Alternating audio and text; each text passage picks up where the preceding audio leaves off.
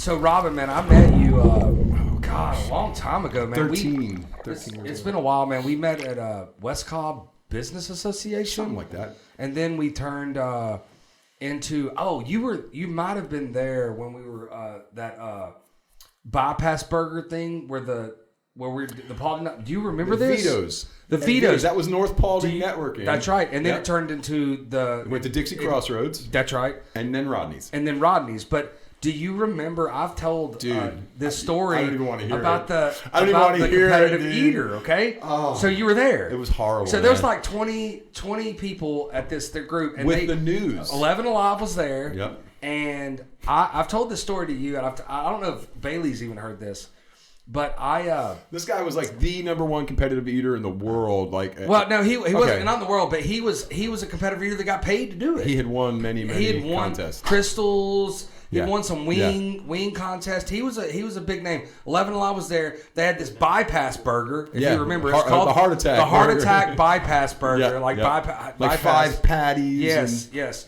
And they got some rando that wasn't even in our group. Right. That was just eating breakfast there. Said, hey. to do it with him. Right. So they get up there. I'm trying to explain the scene. Okay. So we're in a business networking group. There's like 20 of us at a restaurant, and we're over in the corner. And this is happening, and we stopped our meeting, which never happens. Right. We stopped our meeting. We get up, and we start watching this because the news is there. Yeah. Right? And so this guy gets on, and he's the competitive eater, and... overalls and all. Oh, he had overalls on. That's right. He had the Liberty overalls on. You're right. That's right. And so he gets up there, and he has 4 of these burgers, and it's timed, and he's... just really, he's hyped up. And he's loud. Salivating. And he's lathered up. Oh, and not only he's that, Hulk Hogan of the competitive eating thing, OBJ. Right? I'm talking about Muhammad Ali. I'm the greatest. He's out of his I'm mind. the greatest hamburger eater ever. Y'all didn't know I could eat some hamburgers. You know, this guy was on. Oh my gosh. Okay, so he started eating. He got into the second hamburger, and he inhaled a piece of the bacon. And I go, he's gonna spew. He's gonna blow. He's gonna throw up. He's gonna throw up. And I was being loud about it too. I was like, he's gonna do it. And I bet they had to edit me out of saying this. I was like, he's throwing up. He's throwing up. He's gonna do it. Boo! Exploded. Exploded. And he goes, I was choking. I was like, I'm calling bullshit. I'm calling bullshit. This guy did not do this. But you know what he did?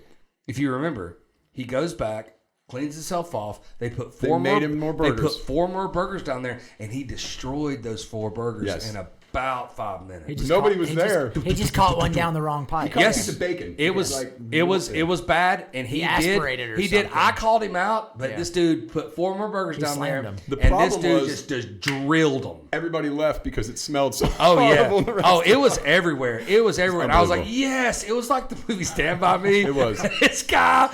Oh, it was so awesome. They've got footage of that somewhere. Of me going, yes, yes, he's about to do it. So here's the question. So this is you guys have a networking group that's about to happen, or is we were in meeting. We were probably in the middle of our 60-second commercial at this time. Did the meeting stop? Yes. No. We went back. No, we went back. Oh yeah. We went back. Sat down. We went back and sat down. But there was no other conversation except that. No. It was gone. But I mean, what? Look, what do? You get up from that meeting that we meet every week, and they're at this point, Robin. Hell, it's been so long ago.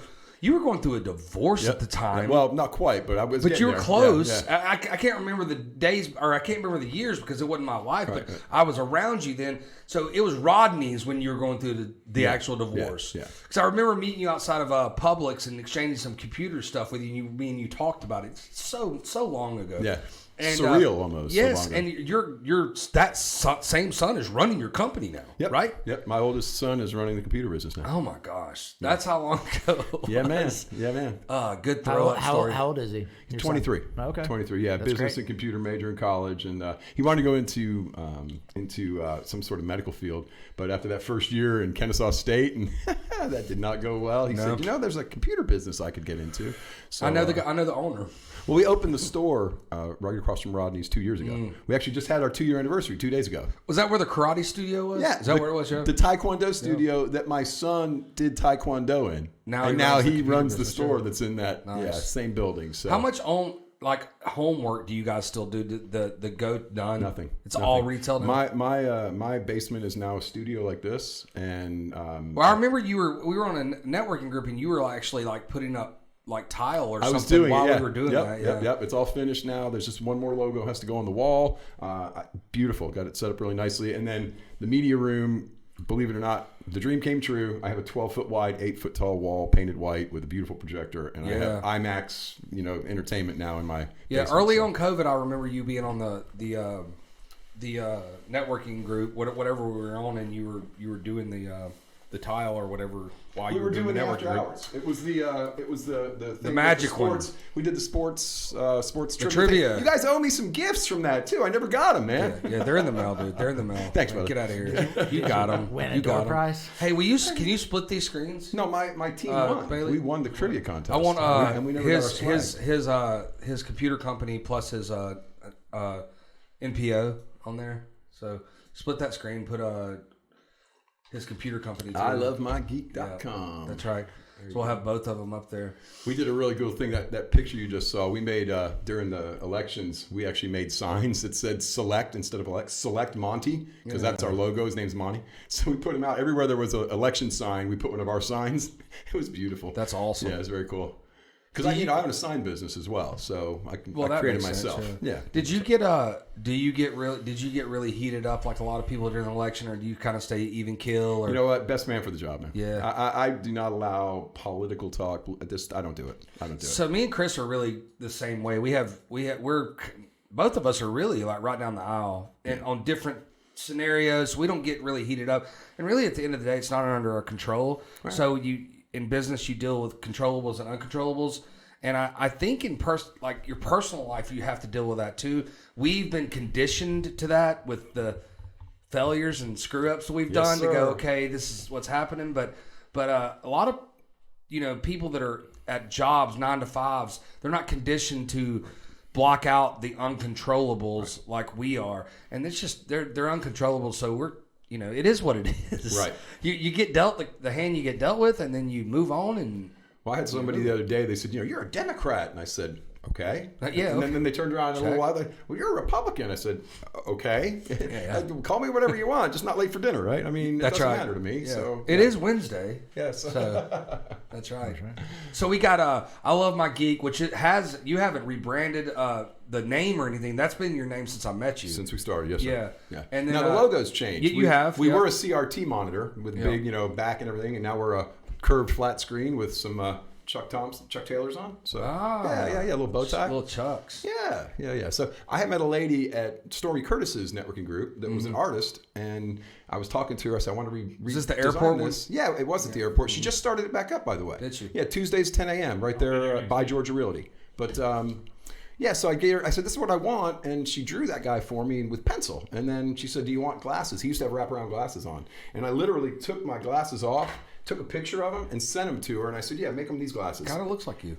I'm saying, right? There it is. Yeah, with a smile and everything, yeah. Bow tie. You look good, too. Thanks, sir. You do. You're looking good. Skinny and flat. There it is. Skinny there it is. Yes, sir. I just scraped my chin while I was doing that. Got a little piece of you. Yeah. Well, look, we got new hardware. I love it. These are new. These are very cool. Yeah. Well, I invented it. Yeah, you got to upgrade, man. Got to upgrade.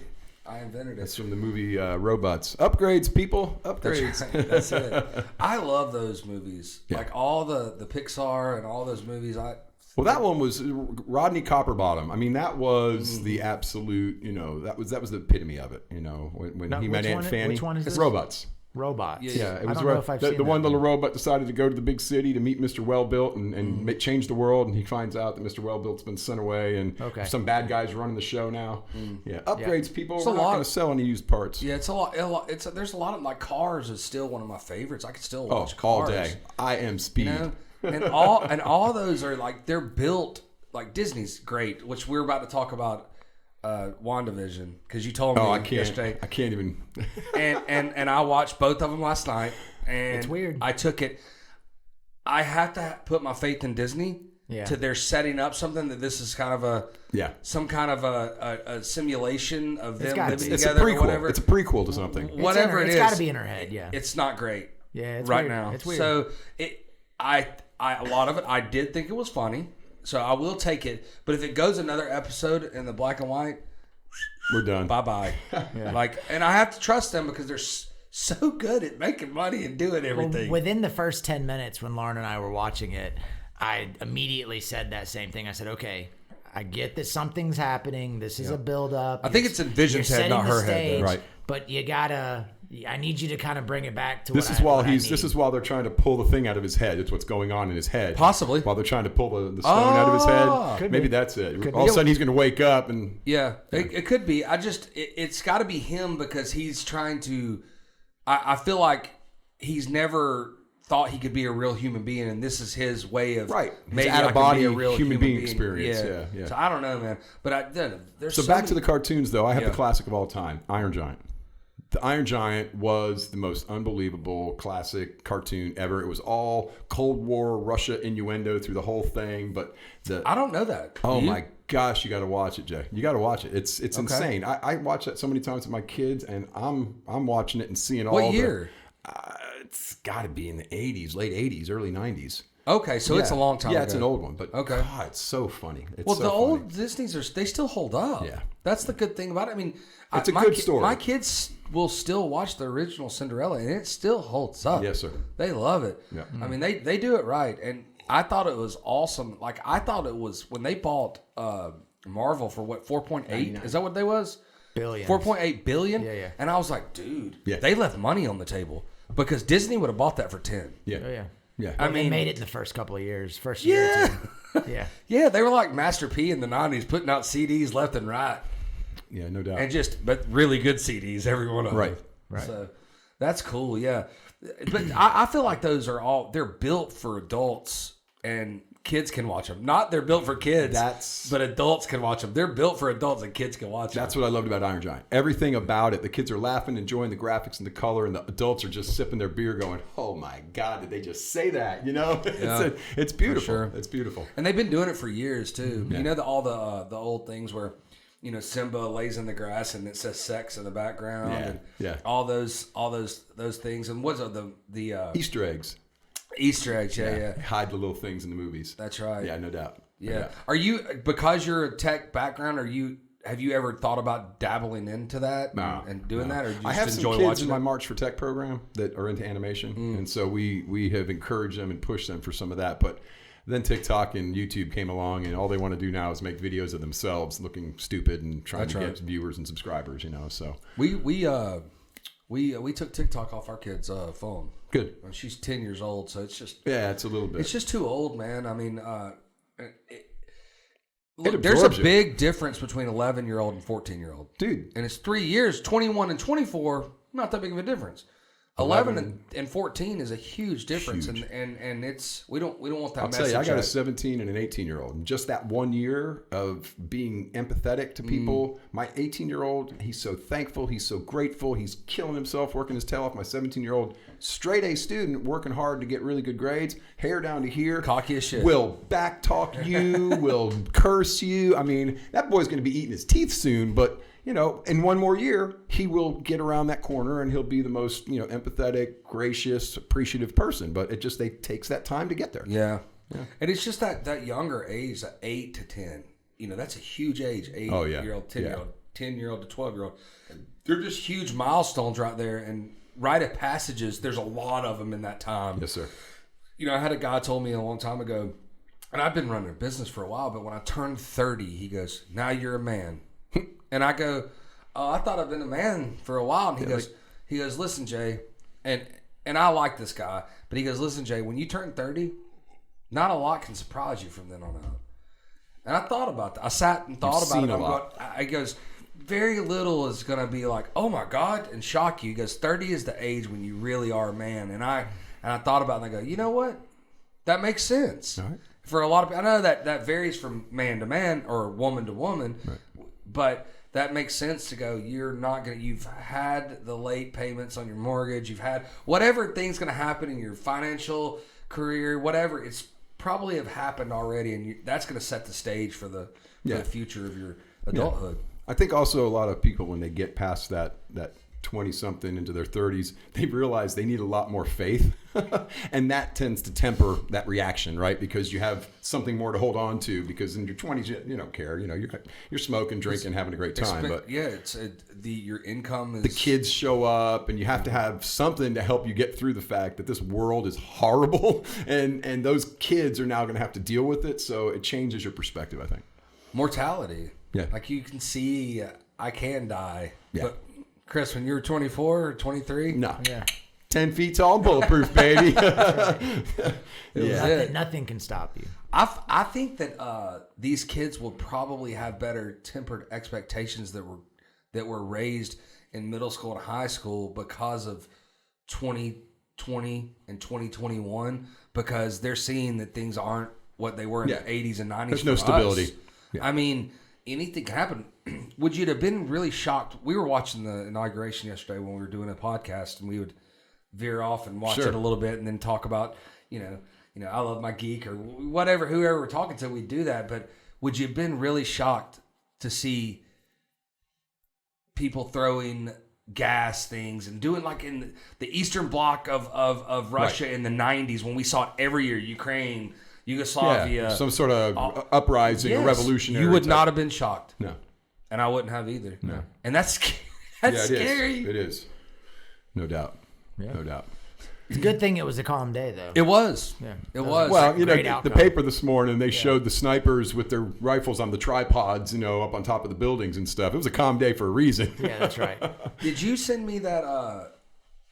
Bailey? Did you send me the thing about the Captain Phillips thing? I think that Josh Wigley sent it to me, and it was one of the snipers that was at the Captain. You know the Captain Phillips movie, right? Yeah. And he was on location. He was the one that made that shot, or one of them made that shot. Yeah, and he said, he goes, the guy goes, well, were you there to negotiate? And, if they would have said something, he goes, negotiation was over. Yeah, we're done. He goes, when the guys with the beards show up, negotiations done. I was looking for a forehead. And that's how he said that. He goes, when the guy with the beard show up, the negotiations are over. Yeah. He goes, we made that shot, and it was... he said it was basically surprising that we did make that shot, but we were ready for the shot. Yeah. And Yeah. that ocean was doing that, and they made that shot, and I'm like, oh my God. He goes, negotiations were over. The timing of that up and down was just insane. I was like, God. Yeah. You did not want that guy coming to your party. No. Because you've done something really wrong. Yeah. So, yeah.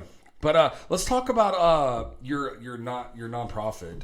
Because I know you were in but you talked about a second ago your tech nonprofit and helping kids. Yeah, March for Tech. If you click on that, Bailey, it'll pull up that website too. It's just right here.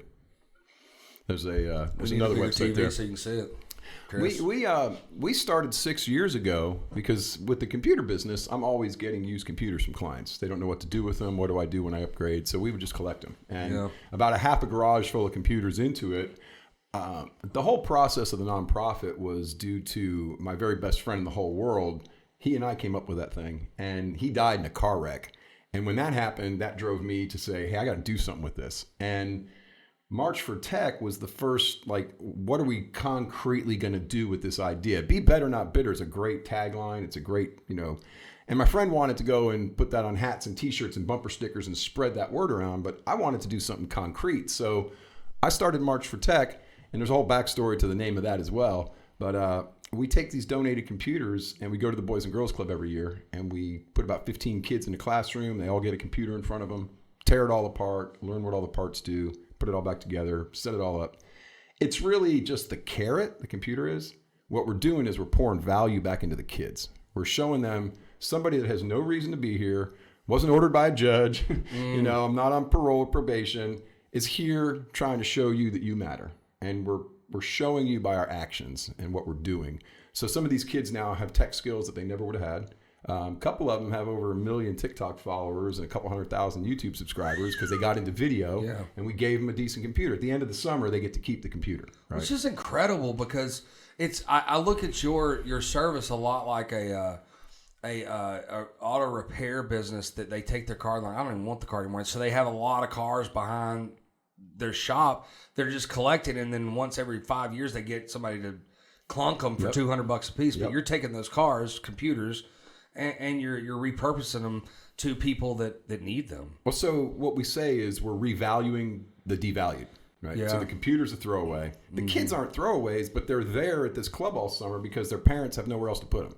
Boys and girls clubs are basically daycares during the summer for about 5 years old to 17 years old. And they're NPOs too that need money very badly. Yeah, well, we got a huge issue over in Dallas right now. We'll discuss that a little further down the line. But the idea that these kids are just parked there because their parents have nowhere else to put them while they're working, right? So this gives them something to look forward to, something to work towards instead of just the same program, the same snack, the same lunch every week, you know. And it breaks the monotony, but the fun part is to see those folded arms and those scowl looks on the first few days when they're like, who is this guy? Yeah. And then I come in, I snap them to order and start really driving them. And about say 10, 20% will fail out in the first week because they have to go home and do things. They have to go be exemplary citizens. You know, I'm not going to take a bunch of little rats and turn them into techies. You have to show you want to be here. So for sure, with mom and dad, I'm texting mom and dad from the beginning. Hey, tonight they're going to have to come home and do something for you. I'm not going to tell you what it is, but I'm going to ask you tomorrow if it got done. And it's take out the trash, wash the dishes, take the dog for a walk, do things you wouldn't normally do. Do things you wouldn't normally do to show me you want to be here, right? And that's how our whole world is, right? You get a job and it's like, here's this project, get this done. And if you don't, you're out the door. So I'm kind of trying to get them into that swing of, you got to perform, guys, right? It's not just free. So it gives them a reason to come. And by the third week or so, we're all best friends. Yeah, we're cutting up. We're smacking each other around. We're having a great time. But they're learning too. I mean, everything about just the power supply is 2 days worth of teaching, right? Because the power supply is converting electricity and how you read the electricity and how much electricity and what it all does in the computer. We teach them everything about it. That's awesome. Yeah. So my wife is her job was, and you probably know this, you know, the school system is her job was computer applications, you know, and she's probably going to kill me, but the STEM has changed what her job is. But the problem with that is now virtual learning is, she goes, they should have never done away with that job because it is the basics of a keyboard. Yes. And they're going, Alt C. Right. Well, what does that do? And they don't even know the basics of a keyboard to do these things with shorthand instead of Windows key R and all this other. All the little things that you take for granted that know, they don't know them. Right. Now, she is in a lower income school district, so 75% of her students don't have internet access. And so they don't have computers at home and it's not that because their parents can't afford it necessarily. It's because they have their phones. They don't need internet access. Right. They're using, they're using their phones and they're using the towers to get their internet. Right. Because those people would have had internet if they didn't have these smartphones. Sure, they have to. They would have to, right? So they can't learn those basic things. And I don't know the future of a keyboard. I really don't. I think it's going to go away at some point. Well, what they're looking at now is it's going to be holographically projected on your table. That's right. We saw that 10 years ago. Yeah, but that's what's going to actually be built in. It'll be coming off the top of the screen, and it'll always be. You won't have a keyboard anymore. So you'll just have a monitor like this. And I think it'll be voice command on everything, though. A lot of it. Like might not even have a keyboard. You're just going to be talking to the thing. What do you think? Is the keyboard going to be there? Like Star Trek. Right? Yes. Well, you're talking 2 or 3 years, 5 or 10 years? 10 years. Let's talk 10 years. Yeah, 10 years. Now they'll come up with something else. It'll be something that either folds up and gets real small and then can get big again, or like you said, something that it sits, maybe even not on the screen, something that sits right near the screen that just projects the keyboard on the thing. That's a keyboard to me. That's a keyboard to me. Right. That's still the same functions of the Alt, Delete, all the stuff that you can't do. You can't completely replace. You have to have some way of interface besides. Why can't I say that? Why can't I say that? There's too many things. Yeah, because the average user doesn't know how to do all of those things that the keyboard can do. You don't know all the commands. Well, so the computer, but I don't have to command it. Then all I have to do is say that this is what I want to do. But you don't know what to say though. As a beginner, if you don't know what to say, now you have no way to interact with. What if I call that Troy instead of alternate see, hey, do a Troy for me or whatever. What if I say call what it a it name? is, right? Like if I said, hey, highlight the words basic cost to $250, and it'll automatically highlight it. Right. But the programming and the processing power that's going to require is exponentially above what we are. Yeah. But think about it. When you got that first slide phone that slid and had the full keyboard, and then suddenly Android, and that was a sidekick, right? Suddenly Android showed up, and it was all touchscreen. Right? Remember that about 12, 13 years ago? So I think that next step, like you say, it's probably going to go away. I have a feeling. Well, the holograms, the projector tech is already there. They have that. Yes. But to know the keyboard right now will help you with even if a voice command or whatever it is, to know those functions. The hotkeys. To know those functions will help you with the other, because you already know that's how it worked on the keyboard, because the technology is not going to completely change. It's just going to function a little different. Yeah. That's it. No doubt. So No doubt. that's what I was saying about my wife, is she's like, they don't even know how to do this, this, and this. Right. And they're trying to get us to go up even more, and they don't know how to do the basics of this. Correct. And I could say that it's probably different from East Cobb kids to lower income kids, and maybe you need to just, create curriculum for that. Because because the problem is in you try to go, here's the line, here's the baseline, and this is what they should be learning. Well, that's not what they should be learning if they don't know this. You can't hold this kid back because this kid knows more and go, well, you're done for the year because you already know everything. Yeah. Well, they knew it when they walked in the door. Yeah. So what has something changed about the school's curriculums that has made it more difficult in the last few years, or has it just always been a deficiency? What? No. Yeah. The latter, first off. Right. But they're changing. Those computer application teachers in middle school are not going to be teaching that. It's going to be called something. I don't know the actual name. And it's totally different. They're not going to be... Like, Allison was teaching kids how to look at their phone bill correctly. Right. Things that are applicable for a human being when they're 18. This is your phone bill. This is what it looks like. Right. This is when AT&T is trying to screw you, because they do. Yes. This is when Comcast goes up on your bill. When you sign up for the $59 plan. And 2 years later, It's going to go to here. $129. And then you're going to do this. And it is common sense things that's happening right now to you, me, Bailey, everybody. And we know it's going to happen. But if you're teaching them at 13, this is going to happen. Like my teacher was teaching me how to balance a checkbook. We don't have to do that anymore. Right.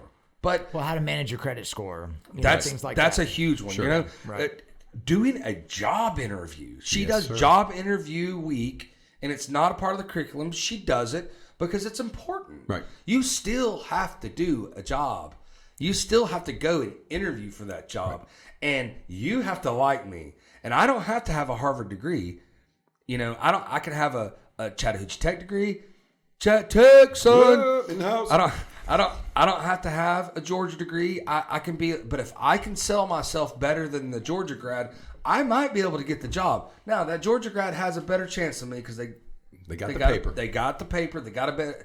But if I know how to interview properly, I got a shot.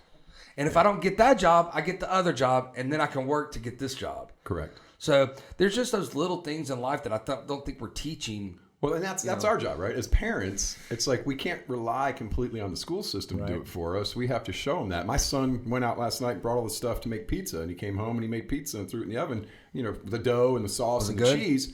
I worked for a pizza place for 10 years, so when we make pizza, we run over to Labella's over in Marietta. We pick up all the constituent parts because it's 45 minutes away. I'm not bringing home a cooked pizza, right? Right. And then they watch me make What it. pizza and they place say, you work for?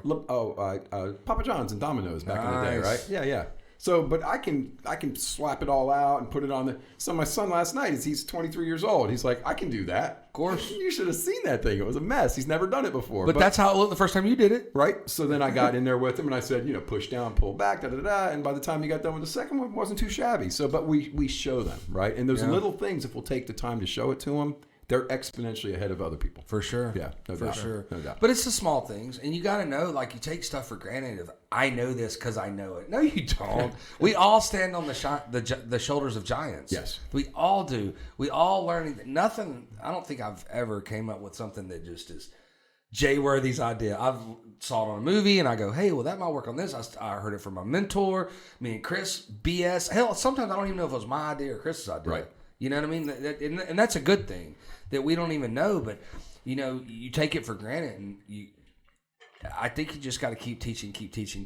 Yeah. And then, Yeah. Well, I think in a perfect world, it's happening in both venues. Sure. So the education system is doing the best it can do, and then you're filling in the gaps at home. Exactly. And that personal responsibility extends to parents. I mean, I have a 3-year-old, and so I'm going through a lot of that, Yep. and I'm figuring out that, if certain things, if I don't tell her, then she may not know. Or she's going to find out wrong Or get from the somebody wrong else, answer right? from Or maybe somebody not else. wrong, but just not the way you want her to Different. learn, That's right? right. It's like somebody's going to put something in there that's not what you wanted. I love hearing Chris's stories because I'm not far behind.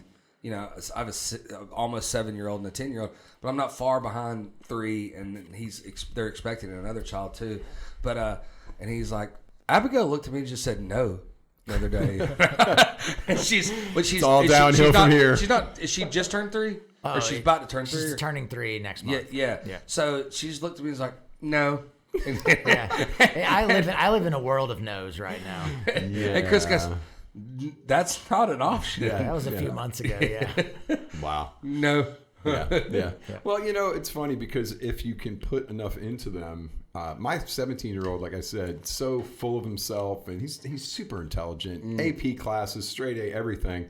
But he'll come to me from time to time and be like, thanks for being here. When the whole divorce thing went down years ago, I wound up with primary custody. So they've been with me most every day their whole lives, right? And he'll come up to me every now and then and just go, thanks for doing what you do. I see it. I watch you. I see what you stand for and your integrity. And it's creating who he is. Yeah. Congratulations for that, though. You fought hard. I know you did. Dude, it was hard. It was really tough. But we're best friends now. Their mom and I, we get along great. We work together for the kids' benefit. And my middle son just graduated Army boot camp at Fort Jackson. And that was the first sit down at the dinner table together, shoulder to shoulder, when he got home from boot camp. We actually sat down in the same, and the story's hilarious because my wife now has heard nothing except horror stories of the ex, right? I mean, she was there through it and hearing all the arguing and fighting and all the animosity. And when the evening was over and the boy's mom left, she said, has she always been really cool? Well, I was with her 23 years. That's right. You just saw the bad part, but that's the person who I knew, right? And so, yeah, she is pretty cool. We made 3 kids together. What I'm hearing, Robin, is this was all your fault. Yeah, it is. That's all our faults, right? Look, we got the big shoulders and the parts there. That's always our fault. What right? I'm hearing is it's your fault. Yes, sir. You did it all. Yeah. Look, so you mentioned something a second ago when you're talking about kids and not what I did a whole business meeting about this one time. I don't know if Chris, if you remember, but when my kids were, I think she was 3 and she was jumping 3 or 4. She was jumping on the trampoline and she was like, I walked out there and I go, hey, it's dinner time. She has 5 more minutes. Mm-hmm. 5 more minutes. And I had a moment of clarity and I go, she doesn't know what 5 more minutes is. All she knows is if she says that, not now, and I say okay, I don't have to go. I don't have to go right now. Yeah. And I did the business meeting of if you're doing sales and somebody goes, no, I don't want that. Well, they don't understand the concept of what you're trying to tell them. What they're missing out. Because they don't know what you do. Right. If I can't do what you do, Robin, I don't fix computers. Chris is probably closer than. Closer. I saw the pile of parts. Yeah. He's definitely closer than I am, but he can talk your lingo. But I have to go. Okay, I trust you. So something is happening. If somebody tells you no, there's some kind of breakdown in communication of I don't know, so I'm just going to say no because it's safe for me. The understanding isn't there to say no. That's right. But I thought that was really funny because I walked in. I was like, she doesn't know what 5 minutes is. She just knows that she doesn't have to get off the trampoline. And maybe she's heard adults say it, right? 5 more minutes. I'll be there 5 more minutes. That's exactly. And they get more time. That's it. Yeah. So I like to say in sales and in business, when somebody tells you no, they're just missing something.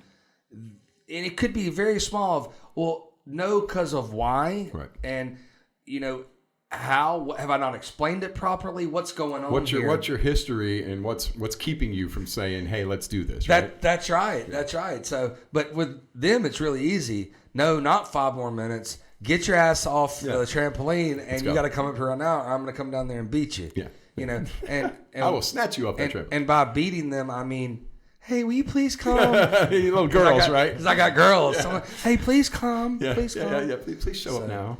Look, I really appreciate you doing this. I want you to come back. Thank you for coming. Sure. We got. I want you to explain about 2 of these. Tell us what you need on both of these, right. Because I want you to come back and tell us more about the nonprofit. Because I know you've talked about the mess that's going on at the Boys and Girls Center. Correct. And a few other things, and I want to talk about that later because that's super important. But I want you to tell you how can we do better for you here at the nonprofit? Who do you need? Who do you need to talk to? What can our community do for you? Absolutely. So with the nonprofit, we are getting ready to start this whole project it started out as how are we going to keep the Boys and Girls Club in place? And now it's blossomed into what are we going to do for the community of Paulding County to really drive the entire community forward. It's no longer a Boys and Girls Club. It's a movement. So we have a technology need there. We have a need to bring in businesses that are paying high wages and have low impact on the environment.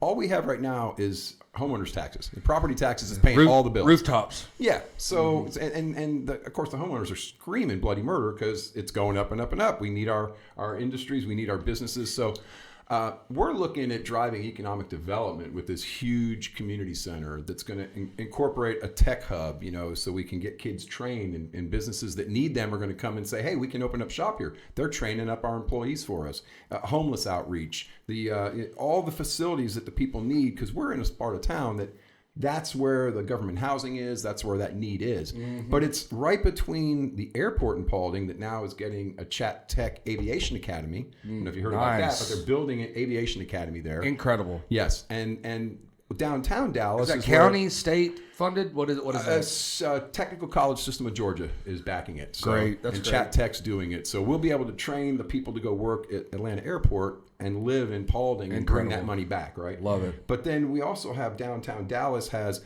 Georgia Highlands College, Chat Tech, KSU, all the colleges are there. So as this community center comes up, it's going to bring more of them too. They're going to say, wow, look at what this community did. Look at what they think about their children. And we want to be there. We want to be a part of that. So that's kind of the gist of it at this point, and it's morphing constantly. Who's the guy running that now? Because it was the same guy forever. Yeah, Keevy Dixon. God, that's him. Keevy Dixon. He's not there anymore. Is he not? Keevy Okay. Dixon. He had some health issues a few years back, and the amazing woman that's running it now was the program and activities director is Rayco Jones, and Rayco is a force to be reckoned. Keevy was there for 20. He was 30 years. 20 years. 20 years. So long, and the kids looked up to him. Even in college, they were looking up to him, and he was a great guy. Yeah, well, you know what? The new center is probably going to be the Keevy Dixon Center because he was the Boys and Girls Club for so long. So, but what we need to get engagement of the community, because you can't do this on your own, right? So there's a sign up page on Be Better Not Bitter's website. It's not going to be a spam thing. It's like once we get the people signing up, then I can say, okay, here's an email with your city councilman's phone number and address and email address, your county commissioner's phone number, your congressman, your senator, so that when we start mobilizing this movement, everybody's going to get flooded with letters and phone calls, and we need the community behind it. You need community block grants, you need state funding, you need all kinds of money to run something like this. So it's not just a matter of, hey, sign up and tell us you want to be a part of it. We want to engage you. We want to get you off your butt and get you involved, because that's what we need, right? We need our communities back active and actively engaging. So look, I'll tell you this: like we do a lot of this with MP Group and with recurring billing online and all that, and it doesn't take much for businesses. If you just got $20 a month, right, from every business in Dallas, you could do a lot with that. Yes, sir. And that's what we do, recurring billing, MP Group. Yeah, there you go. Yep. But it doesn't take a lot for the community to give back. Correct. So we were told in July of last year they were going to close us in December.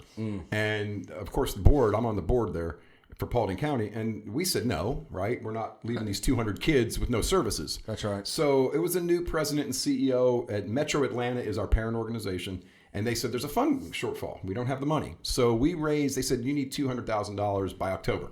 Okay. Right? 3 months, not even quite 3 months. So we went out to the community. We said, this is what we got to do. This is what we need. And we raised $250,000 in 2 months. Amazing. That gave me we're going to make this happen now. If that can happen in 2 months, what can we do over the next 2 years? Well, people care. And if it's a grassroots thing that we raised $250,000, what if we actively engaged a movement to make it happen, got intentional about it? What could we really do? But it's awareness. It is. People do care. That's why I'm here, right? They do care. Yes. But making aware of what's going on that could be less than a half a mile away from them, go, this is what's going on right now. Right. These kids need it, or they're going to be running wild out on the streets, That's right. getting with the gangs, doing bad stuff. getting Well, you with the said drugs. too, the engagement is what makes it makes it happen. 100%. Because like you said, people care. Yeah, they do. But if I don't know, if I'm just in my lane and I've got blinders on, and it's something really important could be right next to me, but if I can't see it, Chris, not even the blinders. It's the overwhelming onslaught of information that's coming at us constantly. Right. So that's the blinder. It's just overwhelming. It's you're just overdosed on it. So For sure. we had a lady that saw the major amount of money for that 250 was one person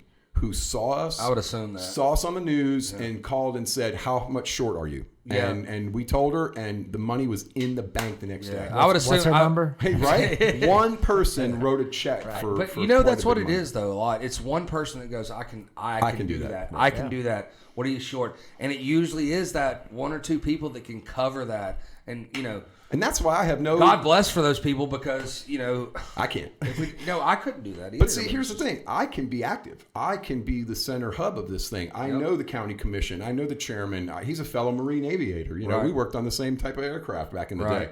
I know all the people at the school board. The school board owns the piece of property. We need buy-in from the school board. Right. I'm involved with workforce development and the schools and everything that's going on. So I have the opportunity to do that.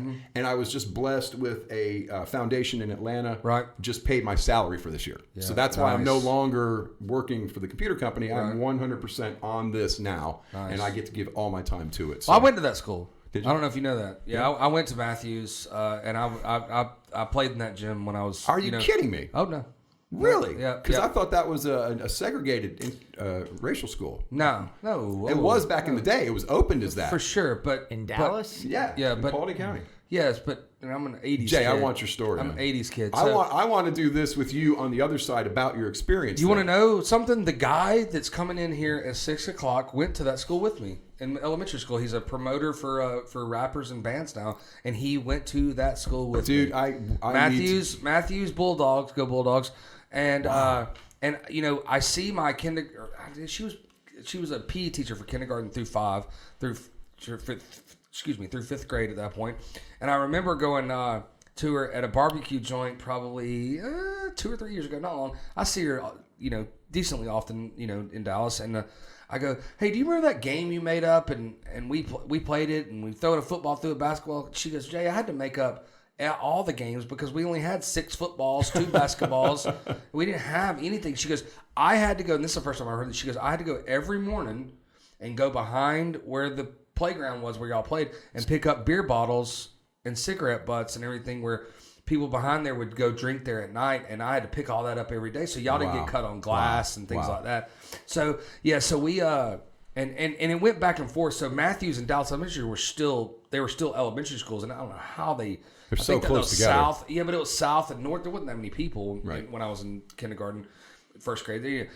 3/4 of the roads weren't even paved back in the dark ages in Paulding County when I was in elementary school. It was just Southcott people made fun of us. well, 120 Dallas Highway going out was just like a farm. Nothing. It was like a farm stretch. single lane. So road. so it was I went to that school. I went to my mom was the librarian there my kindergarten year, and then I went there first. I went to Dallas Elementary, first grade, and then went back to that school 4th and 5th. So it was weird how the school lines went. Yeah, so I went back there, but we were back and forth from Dallas Elementary and Matthews, and we were the first. I would have been there for 6th grade, but it was the first year they took middle school from junior high was 7th, 8th, and then 9th. we went from 6th, 7th, 8th to middle school, and we were the first 6th grade to go to that. But yeah, I went to that school. I have a lot of history there. Yeah. So I got paddled by every teacher at that school. I believe it.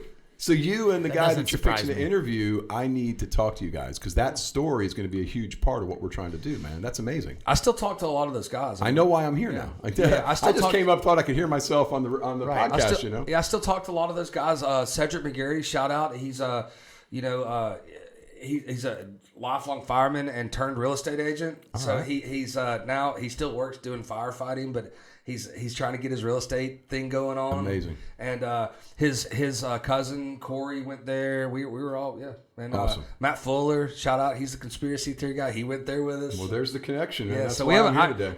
I can probably put together 10 or 15 people that went to that school, Dude. That we're close to. Yeah. I will reach out to you for that. I played appreciate back it. when it turned to the alternative school, Matthews, because it was an alternative school after they shut the thing down where it was, the behavior type school. Sure. I don't even think that's not open at all anymore, right? No. Yeah. So we were going and playing basketball with Kiwi, and he was taking care of a few of the older guys, trying to get them basketball hookups and that kind of thing. So look, we have to get off here because Yes, we got sir. another one coming here. Thank you for coming. Yeah. I love my geek. Be better, not Be bitter. better, not bitter. You heard it here. Engage with You heard us it here, and let's not come first. Let's come take care of your community too. We're not just talking about Dallas, Georgia. This is a movement that needs to go nationwide. People need to get off their butts, out of their houses, and start thinking about their communities again. So, Well, I'll tell you what. If you think about that, we'll take care of ourselves, and all this commotion that's going on, it'll take care of itself. That's right. If you take care of the people that are around you, everything else will fall in place. everything. I love you guys. Y'all Appreciate be kind you, to sir. each other. Yep. Thanks. Go out there and change the world, everybody. Yep.